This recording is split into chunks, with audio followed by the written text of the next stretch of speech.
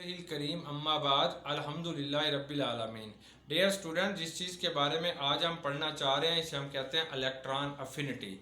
Electron affinity क्या होती है? इलेक्ट्रॉन अफिनिटी ये हमारे पास एक एटम है।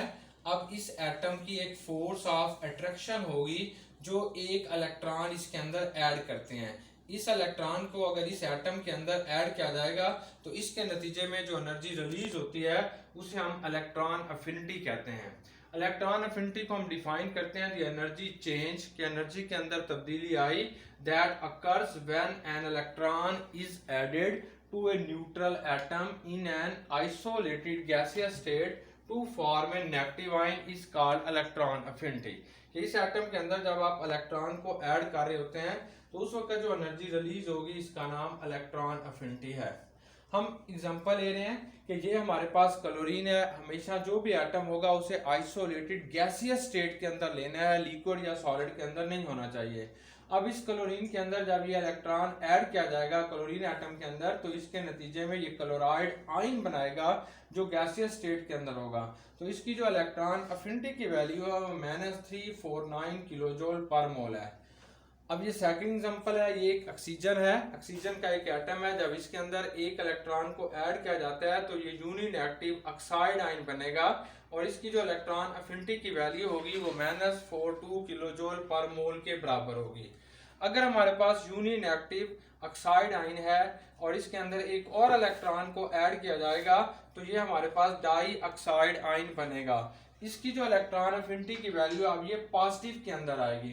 तो हम जानते हैं कि सेकंड इलेक्ट्रॉन अफिनिटी की वैल्यू जो होती है वो हमेशा पॉजिटिव में होगी। तो ये अक्सर शॉर्ट क्वेश्चन भी आता है वाई क्यों हमारे पास जो होती है second electron affinity has a positive value. ये सेकंड इलेक्ट्रॉन अफिनिटी की पॉजिटिव वैल्यू क्यों होती है? इसकी रीजन ये है कि पहले से मौजूद अगर यहाँ पे पहले से मौजूद इलेक्ट्रॉन है तो एक और इलेक्ट्रॉन को जब इसके अंदर ऐड किया जाएगा, ये जो इलेक्ट्रॉन ऐड होना चाह रहा है इसको पहले से मौजूद इलेक्ट्रॉन जो होते हैं रिपेल करते हैं। तो इस तरीके से इस फोर्स ऑफ रिपल्शन की वजह से जबरदस्ती इस इलेक्ट्रॉन को जो है इस ऑर्बिट के अंदर इंटर किया जाता है। तो इस वजह से ये एनर्जी जो है वो देनी पड़ती है। तो सेकंड इलेक्ट्रॉन अफिनिटी की वैल्यू जो होती है सेकंड केस के अंदर पॉजिटिव वैल्यू है। आमतौर पर इलेक्ट्रॉन अफिनिटी को हम नेगेटिव में ज़ाहिर करते हैं because it is a exothermic reaction. लेकिन हमारी जो थर्मोडायनामिक्स की जो ओल्ड बुक्स है उसके अंदर ये साइन पॉजिटिव के अंदर भी है बाज बुक के अंदर। इसका मतलब यह है कि जब एक इलेक्ट्रॉन इसके अंदर ऐड किया जाता है तो एनर्जी जो होती है वो रिलीज हो रही है, एनर्जी बाहर आ रही है, उसको ये पॉजिटिव साइन के साथ ज़ाहिर करते हैं। और अगर किसी चीज के अंदर इलेक्ट्रॉन ऐड करने के लिए एनर्जी देनी पड़ती है तो उससे नेगेटिव साइन से। लेकिन हमारे पास ये जो रिएक्शन होता है ये एक एक्सोथर्मिक है तो इससे हमारी जो नई बुक्स हैं इसको नेगेटिव साइन के साथ ज़ाहिर किया गया तो ये नेगेटिव साइन के साथ होगी -349। ऐसे ऑक्सीजन की फर्स्ट इलेक्ट्रॉन अफिनिटी की वैल्यू जो है -42 है और सेकंड इलेक्ट्रॉन अफिनिटी की वैल्यू जो होगी वो 780 होगी। अब हमारे पास जो इलेक्ट्रॉन अफिनिटी की वैल्यू जो होती है ये हमें स्टेबिलिटी ऑफ आयन के बारे में भी बताती है कि कौन सा आयन कितना ज्यादा स्टेबल होगा। अगर इलेक्ट्रॉन अफिनिटी की वैल्यू ज्यादा होगी यानी ज्यादा एनर्जी रिलीज हुई होगी तो वो मोर स्टेबल होगी। तो क्लोराइड आयन अगर हम देखते हैं हमसे पूछा जाता है कि ये ऑक्साइड आयन है और ये हमारे पास क्लोराइड आयन है, इनमें से स्टेबल कौन है? तो ये क्लोराइड आयन जो होगा that is a more stable. Why? क्योंकि इसकी इलेक्ट्रॉन अफिनिटी की वैल्यू ज्यादा है। ये जो ऑक्साइड आयन होगा ये लेस स्टेबल होगा क्योंकि इसकी इलेक्ट्रॉन अफिनिटी की वैल्यू जो है वो क्लोराइड आयन से कम होती है। तो इस तरीके से हमें इलेक्ट्रॉन अफिनिटी की मदद से स्टेबिलिटी ऑफ आयन्स का भी पता चलता है। अब पीरियोडिक टेबल के अंदर सबसे ज्यादा इलेक्ट्रॉन अफिनिटी जो होगी वो क्लोराइड आयन की होती है। ये सबसे ज्यादा इलेक्ट्रॉन अफिनिटी वाला एलिमेंट है और सबसे कम इलेक्ट्रॉन अफिनिटी जो होती है वो अल्कलाइन अर्थ मेटल्स की होती है जिसमें जो लास्ट एलिमेंट होगा बेरियम और रेडियम उनकी इलेक्ट्रॉन अफिनिटी की वैल्यू सबसे कम होती है। अब क्योंकि ये भी एनर्जी है तो इसको जिस यूनिट के अंदर हम मेजर कर रहे होते हैं वो किलो जूल पर मोल होते हैं या किलो कैलोरी पर मोल के अंदर हम इसे मेजर करते हैं। फैक्टर्स।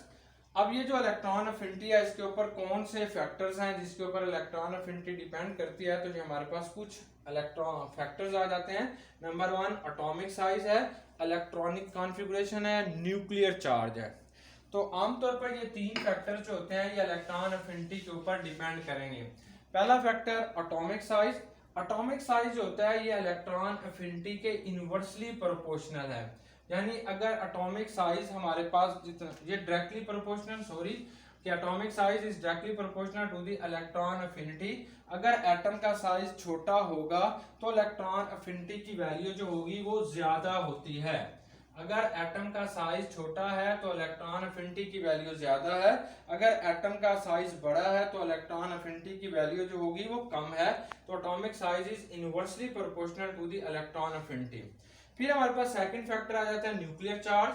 तो न्यूक्लियर चार्ज जो होगा ये इलेक्ट्रॉन अफिनिटी के डायरेक्टली प्रोपोर्शनल है। अगर न्यूक्लियर चार्ज ज्यादा है, न्यूक्लियर चार्ज क्या होता है, दर हकीकत न्यूक्लियर चार्ज एक फोर्स ऑफ अट्रैक्शन है।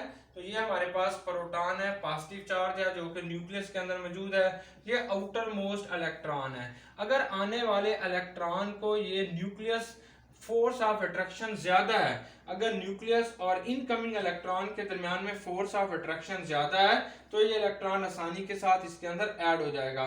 ये जो फोर्स ऑफ अट्रैक्शन है for incoming electron is called nuclear charge. तो nuclear charge is directly proportional to electron affinity. अब हमारा सबसे अहम फैक्टर जो है उसे हम इलेक्ट्रॉनिक कॉन्फ़िगरेशन का नाम देते हैं। इलेक्ट्रॉन अफिनिटी के अंदर जो सबसे अहम फैक्टर है वो इलेक्ट्रॉनिक कॉन्फ़िगरेशन होते हैं। हमारे पास पीरियोडिक टेबल के अंदर दो तरह के इलेक्ट्रॉनिक कॉन्फ़िगरेशन है। अगर कंप्लीटली फील्ड है, ऐसे एलिमेंट्स जिनके last electrons are completely filled, जिनके लास्ट ऑर्बिटल जो होते हैं वो कंप्लीटली फील्ड होते हैं, तो वो जो एलिमेंट्स होते हैं आर मोर स्टेबल। एलिमेंट जो होते हैं आर मोर स्टेबल, वो सबसे ज्यादा स्टेबल होते हैं। तो वो उनके अंदर किसी इलेक्ट्रॉन को ऐड करना बहुत मुश्किल है। फॉर एग्जांपल जैसे हमारे पास आ जाता है सेकंड ए। सेकंड ए के जो एलिमेंट्स होते हैं इन्हें आप अल्कलाइन अर्थ मेटल्स कहते हैं। ये अल्कलाइन अर्थ मेटल्स है, अल्कलाइन अर्थ मेटल्स। तो अगर हम अल्कलाइन अर्थ मेटल्स को देखते हैं तो ये बेरिलियम है, ये मैग्नीशियम है, ये कैल्शियम है, ये स्ट्रोंशियम है, बेरियम है। अगर इनको देखा जाए तो इसके अंदर इसका एटॉमिक नंबर 4 है, इसमें 8 जमा करोगे 12 है, ये 20 है। अब अगर इसकी इलेक्ट्रॉनिक कॉन्फ़िगरेशन को देखें तो 1s में 2 होंगे, 2s में इसके 2 इलेक्ट्रॉन होंगे। अब हमारा जो 2s ऑर्बिटल है ये कंप्लीटली फील्ड है, ये 2 इलेक्ट्रॉन 2s ऑर्बिटल में मौजूद है बेरिलियम के अंदर। अब अगर इसके अंदर एक और इलेक्ट्रॉन को ऐड किया जाए तो 2s ऑर्बिटल के अंदर तो जगह है ही नहीं नए इलेक्ट्रॉन को रखने के लिए, इसलिए इसको एक नया घर लेना पड़ेगा, यानी 2p ऑर्बिटल अलग से आने वाले इलेक्ट्रॉन के लिए 2p ऑर्बिटल चाहिए, जिसकी वजह से ये मोर स्टेबल है। इसलिए इसकी इलेक्ट्रॉन अफिनिटी हम कहते हैं 0 है, कि इलेक्ट्रॉन अफिनिटी जो है वो 0 के बराबर होती है बेरिलियम की। या इसके अंदर इलेक्ट्रॉन जो होगा वो ऐड करने के लिए हमें एनर्जी देनी पड़ती है, ज्यादा एनर्जी देनी पड़ती है, फिर कहीं जाके इलेक्ट्रॉन इसमें ऐड कर सकते हैं। बल्कि हम यूं कह सकते हैं कि इसमें इलेक्ट्रॉन ऐड करना इंतहाई मुश्किल है। सिमिलरली जो मैग्नीशियम होगा इसका 3s ऑर्बिटल कंप्लीटली फील्ड होगा और नए आने वाले इलेक्ट्रॉन को 3p में रखना होगा, तो ये भी एक स्टेबल इलेक्ट्रॉनिक कॉन्फ़िगरेशन होती है। तो इसी तरीके से अगर हम जो है वो पांचवें ग्रुप को देखें, पांचवा ग्रुप हमारे पास जो आता है ये नाइट्रोजन है, फास्फोरस है और सीनेक है।